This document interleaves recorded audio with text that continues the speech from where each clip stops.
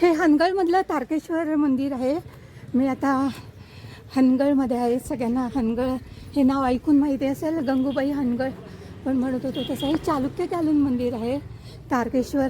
आणि मी इथे आल्यावर मला मी हॉटेल घेतलं आणि मला अर्जुन नावाचे भेटले. आता ते मला थोडं मार्गदर्शन करतात की हे सगळे इथे 4 मंदिर आहेत जुनी जुनी, तर ते पाहण्यासाठी ये पहन के अंदर जा सकते.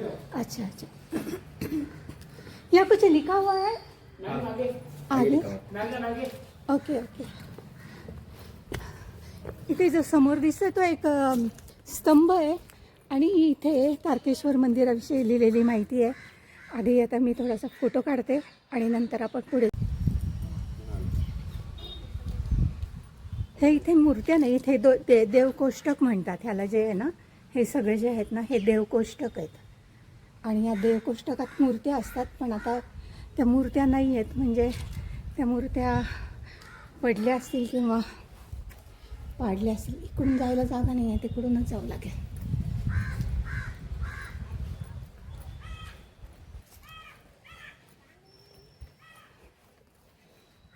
कुठेही मूर्त्या दिसत नाही. हे एक चालुक्यकालीन मंदिर आहे, अतिशय सुंदर आहे, हेमाडपंथी.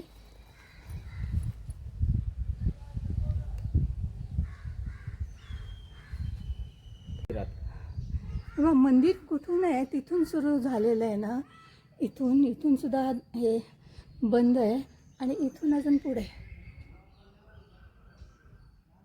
इथपर्यंत मोठं मंदिर आहे.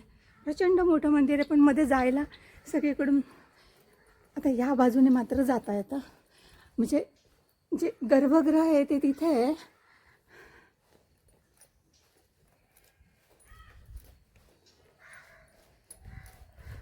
आता इथून आत जाता येतं.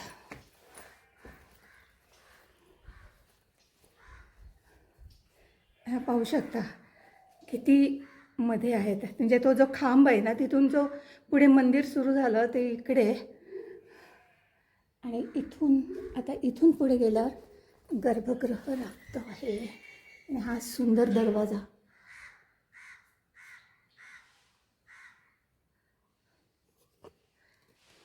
वरचं पण कसं आहे मी तुम्हाला दाखवते.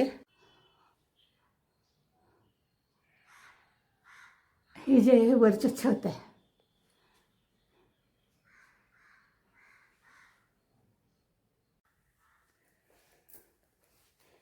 तारकेश्वर मंदिर आहे. इथे कार्तिकेय दिसतंय. नंदी. हा सभा मंडप. या बाजूला पण एक शिवलिंग आहे, त्याची पूजा केली. आणि त्या बाजूला देवी आहे.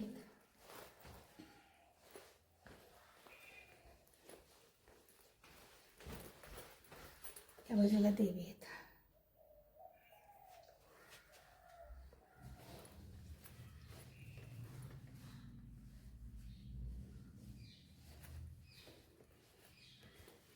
हे हार आहे ठेवलेलं आहे तिथे. पूजा मस्त झाली आहे.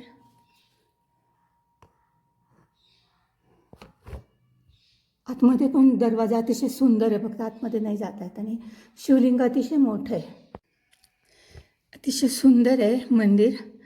चालुक्यकालीन मंदिर आहे. फक्त तिथे समोर आहे ना इसवी सन लिहिलेलं नाही आहे. म्हणजे कोणत्या काळातलं ते मंदिर आहे ते लिहिलेलं नाही आहे. हे सगळे इथे कीचक असतात. अतिशय सुंदर मंदिर आहे.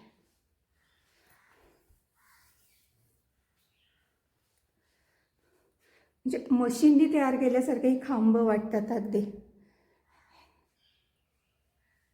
दक्षिण साईडला ह्या अशा पद्धतीचे जे खांब आहेत त्यांची ही पद्धत आहे.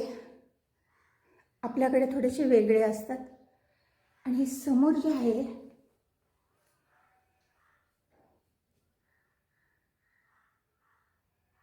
ब्रह्मा विष्णू महेश येतात. हे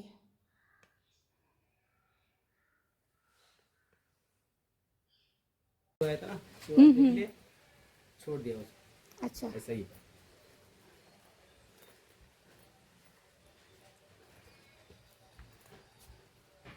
हे भारवाहक किंवा किचकही म्हणतात त्यांना. मध्ये मूर्त्या नाही आहेत. आता हे मी सगळ्या बाजूने फिरते गर्भगृहाच्या.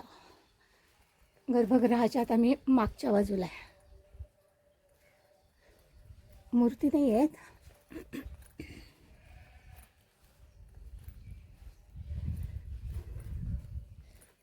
ही मगर आहे.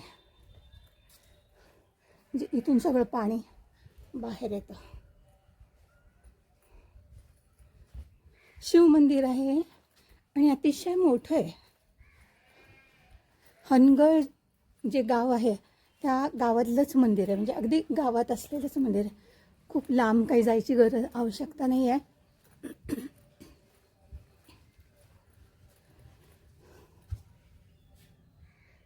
हे हिरण्यकश्यपूला मारलेलं.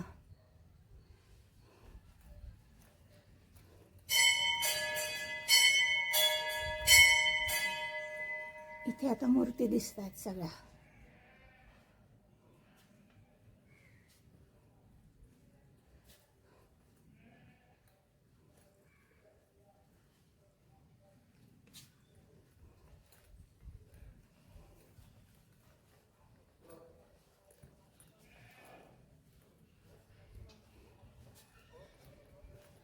समोर एक मंदिर आहे आणि त्यांनी ही जी बाजू ही बंद करून ठेवली.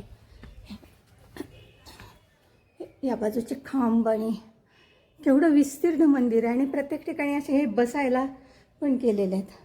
हे पण एक वैशिष्ट्य आहे. असं कोकणात पण आढळतं की तुम्ही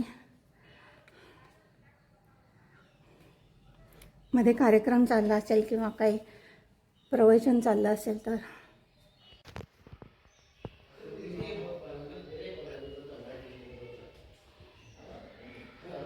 हे सभागृह आहे ना, तिथे हे सगळं. इथे मूर्ती पण आहेत विविध प्रकारच्या.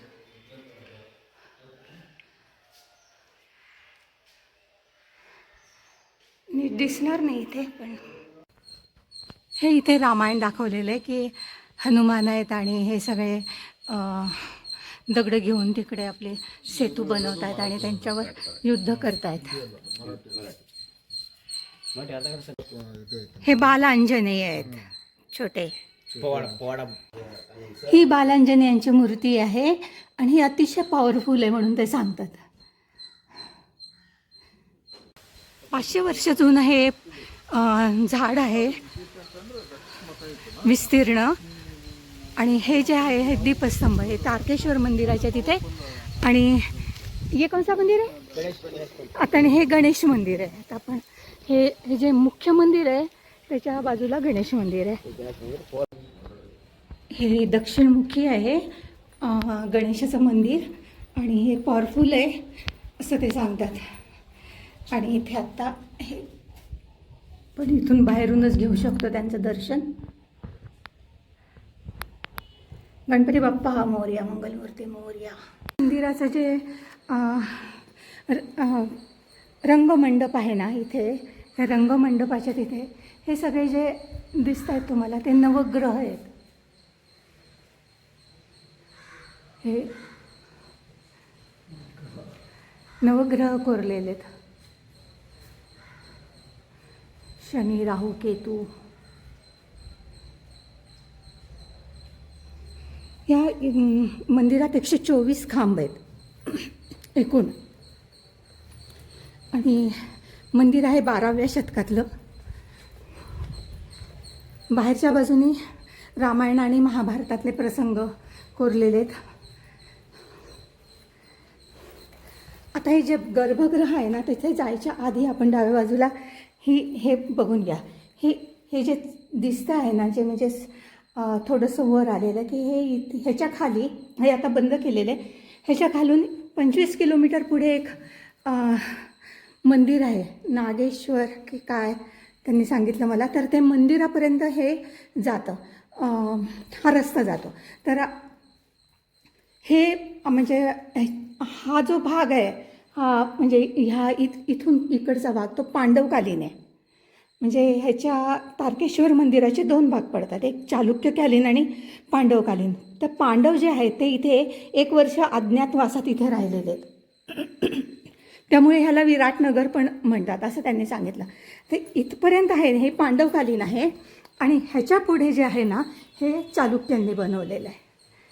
हे जे मंदिर आहे हे पांडवकालीन आहे आणि ह्याच्या खाली 25 किलोमीटर मार्ग आहे खालच्या बाजूने.